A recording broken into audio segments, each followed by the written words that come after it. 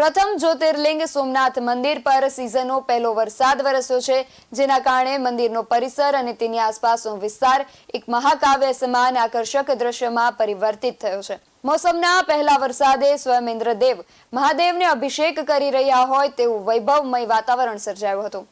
સોમનાથ મંદિર, જે દ્વાદશ જ્યોતિર્લિંગોમાં સૌપ્રથમ છે, તે પવિત્ર પ્રભાસ ભૂમિ પર ઇન્દ્રદેવના અમી સ્વરૂપ વર્ષાના પવિત્ર જળથી જય સોમનાથ મંદિરનો અભિષેક થઈ રહ્યો હોય તેવું અભિભૂત કરનારું દ્રશ્ય સર્જાયું હતું.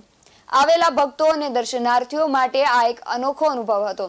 હિન્દુ પરંપરા અનુસાર પ્રથમ વરસાદ જનજીવન માટે શુભ સંકેત માનવામાં આવે છે અને તે દેવી દેવતાઓની કૃપા અને પ્રસાદીનો પ્રતીક ગણાય છે. શ્રી સોમનાથ મંદિરના પ્રાંગણમાં મુશળધાર વરસાદના જળ મંદિરના પવિત્ર શિખર પર વરસતા જોઈને લોકો આનંદ મુગ્ધ થઈ ગયા હતા. આ પ્રથમ વરસાદ સાથે જ સોમનાથ મંદિરના છોડવાની હરિયાળી વધુ ખીલી ઉઠી હતી.